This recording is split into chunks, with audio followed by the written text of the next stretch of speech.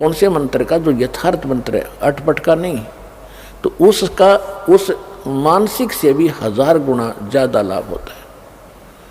तो जो श्वास का सेवन, यथार्थ मंत्र जो श्वास का आपको दिया गया अधिकारी से प्राप्त हो, यानी कोई भी वस्तु है, कोई भी काम है, मर्यादा से चलता है।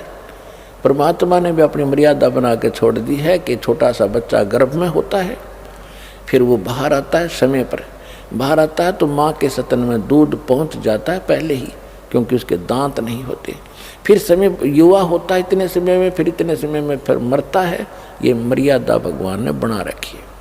इसी प्रकार इस भक्ति की भी मर्यादा, इसमें इधर उधर होने से लाभ नहीं होगा बिल्कुल भी। तो क्या बताया भगवान ने कि परम संत से लेने के बाद जो एक श्वास का जाप आप करोगे उसको और मर्यादा में रहोगे, तो आपकी इतनी पूंजी भक्ति की इकट्ठी हो जाएगी। अब ये समझ लो कि जैसे एक तो पैदल चले, पैदल जाने में आगे समुद्र आ गया, बाधा बन गई। समुद्र जहाँ तक देखते जल ही जल है, जल ही जल है, वापस आ जाता है कि आगे धरती खत्म। तो इसी प्रकार इन ऋषि महर्षियों ने जो अपनी पैदल यात्राएं की, अपने अभ्यास से जो मंत्र ये करते थे, तो त्रिकुटी पर जाकर वापस हो लेते थे कि इसका आगे कुछ है ही नहीं, त्रिकुटी का कोई स्थान नहीं, इससे आगे बहुत ज़्यादा वस्तु है। तो इस प्रकार जहाज में बैठ कर जावे, समुद्र को भी पार कर जावे, यथा स्थान पर पहुंच जाता है। तो इस प्रकार ये साधना जो दास आपको देगा, ये ऐसी साधना है, ऐसा ये यान बन जाएगा, इन सब के ऊपर के पार करता हुआ सतलोक आपको जा छोड़ेगा।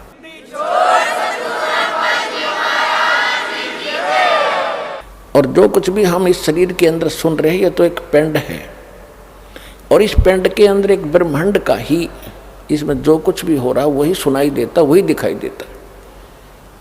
जो इसके अंदर हमें धुन सुनती हैं, जैसे विशेषकर राधा स्वामी वाले तो इसी पर जोर दे रखा है कि अंदर कान दाब करके देखो, देखो अंदर घंटियाँ बज रही हैं, इसमें मुरली की आवाज़ आती है, बांसुरी की आती है, वो सुनते हैं, नगाड़े बज रहे हैं, बादल की गर्जना सुन रही है। ये तो इस एक ब्रह्मांड काल का ही साजबाज है। ये इससे बाहर है, वो ऊपर सतलोक से वो अलग आती है वो धुन, और केवल उसी को सुनेगी वो धुन जो सतनाम और सार नाम का जाप करेगा। बाकी अन्य को जो सुनती है वो इस काल की सुनती है। इस शरीर के अंदर जो भी सुन रही, काल की ही सुन रही है, और वो परमात्मा की धुन इनसे हटकर होगी। लेकिन उस धुन के सुनने से कोई प्रयोजन सिद्ध नहीं होगा आपका। आपका सिद्ध होगा मंत्र जाप करके, जो दास कहे ऐसे करते रहो। यहाँ से आप स्वयं नहीं जा सकते। इस भक्ति की कमाई जब आपकी हो जाएगी तभी आपको यहाँ से ले जाया जाएगा। आपकी मर्यादा सही होगी, आपकी यहाँ से आस्था हट जाएगी, तो परमात्मा आपको विमान में बैठाएंगे और इस दास के रूप में साथ बैठेंगे। हजारों हजारों की संख्या में इकट्ठे जाओगे, यहाँ से हजारों की संख्या में वो दिन आएगा।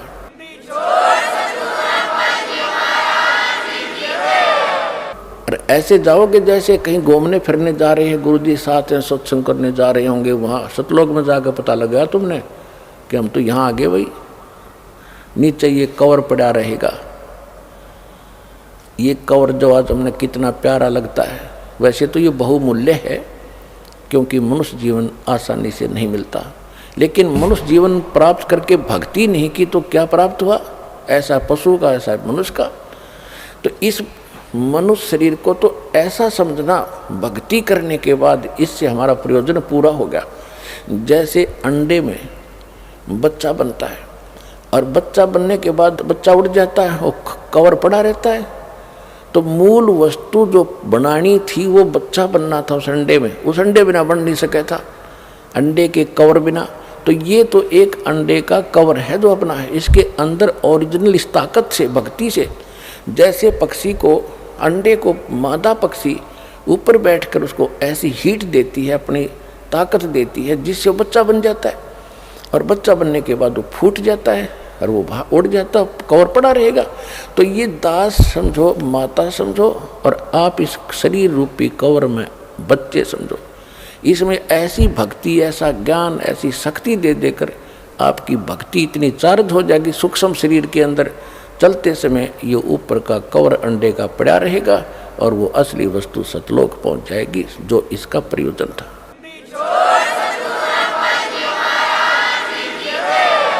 इसके विषय में सूक्ष्म वेद में गरीबदास साहिब जी ने कहा है, देह गिरी तो क्या हुआ, ये झूठी सब है पटीट, पक्षी उड़ गया आकाश को और चलते कर गया बीट। एक और उदाहरण दिया है कि ये जो शरीर है तेरा, ये तो खत्म होना है, यो अगर आपने भक्ति सही कर ली और सत भक्ति कर ली, कमाई इसकी इकट्ठी कर ली, तो ये बेशक गिरी हो, ये तो ऐसी है उस समय तेरे लिए जैसे पक्षी उड़ते समय और बीट करके उड़ जाए। ये शरीर जो है मनुष्य का, ये तो बीट समझो, और ओरिजिनल वस्तु इसके अंदर एक सूक्ष्म शरीर है, उसमें यह भक्ति चार्ज हो जाएगी आपकी।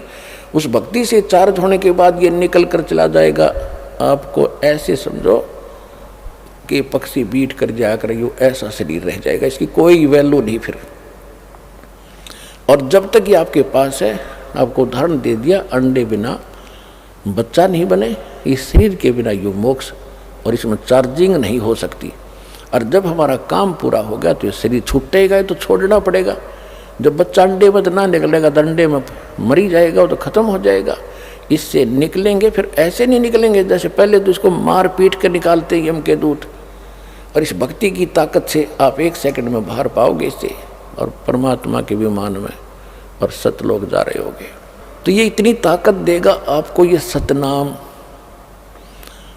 तो उसके बारे में जैसे हम आपको बहुत सी मर्यादा बताते हैं कि आपने ये त्यौहार आता है होली, इसके अंदर कुछ भी सहयोग नहीं देना है, पार्टिसिपेट नहीं करना है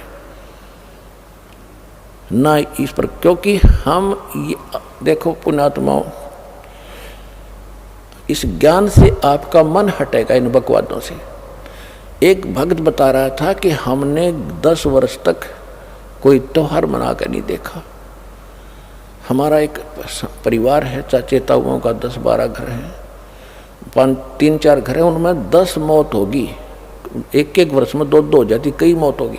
तो कोई भी त्यौहार हमने नहीं मनाया। त्यौहार निकट आवे और कोई ऐसा निकट संबंधी या कोई भाई या माँ बाप वो मर जा, जुआ कोई ऐसे कोई बहन विधवा होगी, हमने कहता 10 साल हो गए त्यौहार नहीं मनाया कोई भी। अब इधर से होरी खेल रहे हैं, उधर कोई मृत्यु का संदेश आ जा, टक्कर मार रहा हो, तो अब खेल ले होरी, खेल के दिखा। इसे गंदे लोक में क्या करना था, क्या करने लग गए आप लोग। तो गरीबदास साहिब जी के पास गांव के लोग आए कि आओ महाराज होली खेल लेंगे। परमात्मा के बच्चे बोले भाई हम ये होली नहीं खेलते, हम होली खेलते हैं राम नाम की। राम नाम की होली जो खेलता उसको कभी हानि नहीं होती, दुख नहीं होता। और राम नाम की होली भी तभी खेली जाएगी जब हमारे पास राम का नाम सही होगा। तो राम नाम कौन सा है सही? गरीबदास जी तो क्लियर कर रखा है, राम नाम जप कर थर होई, ओम सोहम मंत्र दोई। यू है राम का नाम। तो उसके बारे में क्या बताते हैं, सत नाम पालड़ रंग होरी हो। यानी ग्रंथ में गरीबदास जी की वाणी में तो वो अक्षर न्यारे न्यारे लिखे हैं, लेकिन मैं बार बार नहीं बताऊंगा, उसको मैं सतनाम बोल रहा हूँ। ग्रंथ में वो दोनों मंत्र न्यारे न्यारे लिखे हैं, ये और ये मंत्र पालड़ रंग होरी हो, तो उसको गुप्त करके दास सतनाम बोल रहा है। वैसे गरीबदास जी की वाणी में वो दोनों मंत्र लिखे हैं कि दोनों मंत्र पालड़ रंग होरी हो, मैं उसको सतनाम कह रहा हूँ।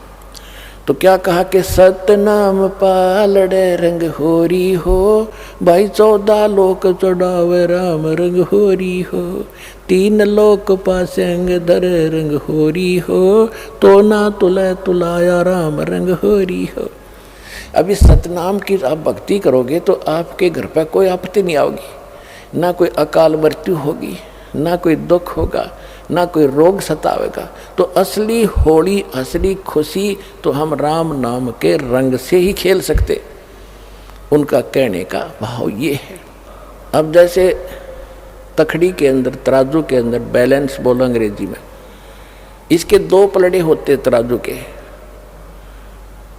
और इसमें एक पासिंग शब्द है, पासिंग। शायद अब तो पासिंग एजुकेटेड बच्चे हो गए, इनको पता नहीं होगा पासिंग किसे कहते हैं। जब तखड़ी के अंदर, तराजू के अंदर कोई त्रुटि होती थी, अनबैलेंस्ड होती थी, उसमें जो उसको बैलेंस करने के लिए, उसकी वह त्रुटि रहित करने के लिए ऐसे चेक किया जाता था। हमारे घर पर, हमारे पिताजी के पास ये दुकानदार बनिए लोग, सौदागर आते थे गेहूं, बाजरा, ज्वार मोल लेने के लिए, क्योंकि दास का जन्म एक किसान परिवार में हुआ। तो हमारे पिताजी कहते थे, सेठ जी पहले अपनी वो तखड़ी चेक करा, इसमें कोई डांडी तो नहीं है, यानी कोई डिफेक्ट तो नहीं है। तो ऐसे करता था। तो अगर कोई डिफेक्ट होता, टेढ़े मेढ़े होते वो, तो दूसरी तरफ उसको बराबर करने के लिए जो कणक तोलनी होती, मान लीजिए गेहूं तोलना है, तो थोड़ा सा गेहूं उठाकर, 10-20 गेहूं उठा के और दूसरे पलड़े में डाल दिया जाता था, और वो फिर तखड़ी बराबर हो जाती थी, उसमें त्रुटि नहीं रहती थी। तो वो पासिंग जो है, वो 4 दाने 20 दाने गेहूं के, वो कोई सौदे में नहीं है। सौदा तो फिर है, वो 10-20 क्विंटल तोला जाएगा गेहूं, वो है सौदा। तो कहने का भाव ये है कि इस परमात्मा का एक सतनाम विधिवत लिया हुआ, जो 2 अक्षर का मंत्र जो है, एक सतनाम कंप्लीट हो जाता है, एक बार बाहर छोड़ो, दूसरा अंतर लो, ये हो गया पूरा, बस एक मंत्र ये है। इसको उस तराजू के एक पलड़े में रख दो और यहाँ के 14 लोग चढ़ा दे, शिव जी का लोक, विष्णु का लोक, ब्रह्मा जी का लोक, दुर्गा का लोक, ये और ऊपर के ब्रह्म लोक, और ये जितने भी खेड़े हैं ये, और ऊपर के गोलोक वगैरह, ये ऐसे 14 लोक होते, तला तुल, ये सारे कहते ये एक साइड में चढ़ा दो। और 3 लोक तो पासंग रख दो, पासंग जिनका कोई सौदे में लिंक नहीं है। वो कौन कौन से 3 लोक? या पृथ्वी, स्वर्ग और पाताल लोक। अब पुण्यात्माओं, क्योंकि आपको ना तो कोई ज्ञान देने वाला मिला अपने को, और ना ही हमें सिद्धार्थ मार्ग का ज्ञान है। जब आप इस ज्ञान से परिचित हो जाओगे तो ये छोटी मोटी जो आप कोई कोठी बंगले, कोई 150 एकड़ जमीन लेकर के अपने आप को धन्य मान बैठे हो, यो अंधेरा हटेगा आपका। अब कोई MLA बन जाता है, कोई सरपंच बन जाता है, बस पूछो मत, न फूला नहीं समाता, सरपंच बन गया, चेयरमैन बन जाता है, MLA बन जाता है, एक मंत्री, प्रधान, मुख्यमंत्री बन जाता छोटे से स्टेट का, तो उसकी खुशी का कोई ठिकाना नहीं होता। ये बच्चों के खिलौने लगेंगे आपको, जैसे बच्चे अनजान खेल रहे हो गुड़िया के साथ। और परमात्मा क्या बताते हैं कि जो धन, जो वस्तु, जो कमाई आप कर रहे हो, वो कितनी कीमत आपके पास इकट्ठी हो रही है। कबीर साहब कहते हैं, कबीर सब जग निर्धना, धनवंता ना कोय, धनवंता सो जानियो, जिस पे राम नाम धन होए। होए परमात्मा कहते हैं सारा संसार निर्धन है, चाहे सारी पृथ्वी का शासक हो और चाहे इंद्र की गद्दी प्राप्त हो, देवताओं का भी राजा हो, मृत्यु के उपरांत उसके पास कुछ नहीं होगा, और आपके पास इतना धन होगा कि आपके लिए ये 3 लोक भी पासिंग होंगे, इनकी यूजलेस, 3 पूरी पृथ्वी भी यूजलेस आपके लिए। आपको ऐसा स्थान, ऐसा धन, ऐसी वस्तु वहाँ मिलेगी जाकर के।